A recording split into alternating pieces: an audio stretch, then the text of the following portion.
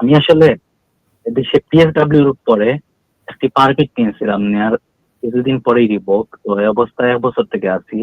আমার ডিপেন্ডেন্ট সহ আমার আসলে এই পারমিটের উপরে ভরসা হয় না এখন আর। তো আমি চাচ্ছিলাম এখন আপনার পিএইচডি তে সুইচ করতে। তো এই রুটটা আপনার মতে কেমন হবে আইএলআর এর জন্য? আমার যেহেতু হয়ে গেছে প্রায় 4.5 বছর, এভাবে আমি পিএইচডি করে কাটালে কি আইএলআর পাবো? আর সেকেন্ড প্রশ্ন হচ্ছে, আমি যদি কাজ পেয়ে ভিসা অ্যাপ্লিকেশন করি, আমারটা ভিসা গ্রান্ট হবার আরো 3-4 মাস পরেও কি আমার ওয়াইফের ভিসা অ্যাপ্লিকেশন করলে হবে? যদি জানাতেন। Thank you.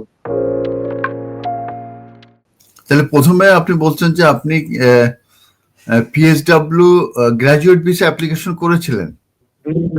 আমি এই যে কেয়ার ভিসা থেকে এখন চাচ্ছি পিএইচডি তে। ওকে ওকে, তো আপনার কি ইংলিশ ল্যাঙ্গুয়েজ টেস্ট তো আপনি পাস করেছেন তাই না?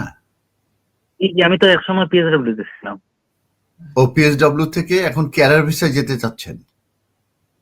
কেয়ারে আছি, পিএসডব্লিউ থেকে কেয়ারে আছি, এখন কেয়ারের রিভোক আমি যাচ্ছি কেয়ার থেকে পিএইচডি তে। ও পিএইচডি তে যেতে যাচ্ছেন। পিএইচডির ব্যাপারটা হচ্ছে যে এখানে চান্স পাওয়া তো ভেরি ডিফিকাল্ট এবং ওর একটা প্রসেস আছে। তো আপনি ক্যাশ জন্য চেষ্টা করতে পারেন অবশ্যই, যদি আপনার ভিসা থেকে থাকে। তো আপনাকে যেটা করতে হবে নতুন যে রুল আপনার আনসেটেলমেন্ট, এটা যদি পাস হয় তাহলে কি আমার এই সময়গুলো কাউন্ট হবে না? যেমন পিএইচডি যদি করি এই সময়টা তার কাউন্ট হবে না, তাই না? আপনি কিসের কাউন্টার বলছেন? এটা কি স্কিল কি বলে 10 ইয়ার্স লফুল রেসিডেন্সের কথা বলছেন? জি।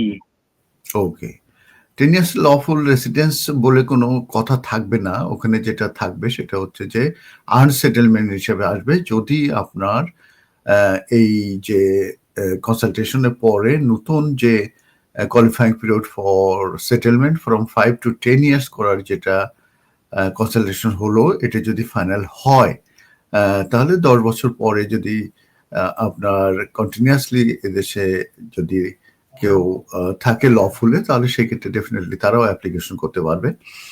এবং সেক্ষেত্রে আমি এর আগে একটা আপডেটে বলেছিলাম যে 10 ইয়ার্স লফুল রেসিডেন্স বলে আর কোনো কিছু থাকবে না। সেক্ষেত্রে যেটা হয়ে যাবে আর্ন সেটেলমেন্টের আন্ডারে আপনার কন্ট্রিবিউটরি কিংবা আপনি যদি বেনিফিট না নেন 12 মান্থের নিচে কিংবা 12 মান্থের উপরে, সেক্ষেত্রে কিন্তু আপনি 10 ইয়ার্সের পরে যে কিন্তু সেটেলমেন্ট পেতে পারবেন। কিন্তু 10 ইয়ার্স লফুল রেসিডেন্স বলে আর কোনো কিছু থাকবে না। এটা আর্ন সেটেলমেন্ট, একটা সেটেলমেন্টের আন্ডারে চলে আসবে।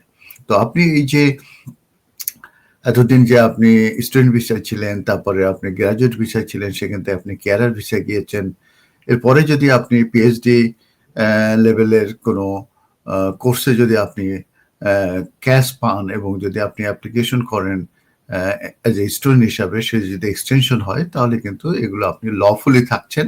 এক্ষেত্রে আপনি ডেফিনেটলি আপনার যদি ভিসা কাটেল হয়ে যায় এই মুহূর্তে, যেহেতু আপনি বলছেন আপনার এমপ্লয়ারের লাইসেন্স রিভোকড হয়ে গেছে, তো সেই 6 ডেজের ভিতরে যদি আপনি সুইচ করে আপনি ক্যাশ নিয়ে যদি পিএইচডি লেভেলে চলে যান, তাহলে ডেফিনেটলি এগুলো কিন্তু কাউন্ট হবে।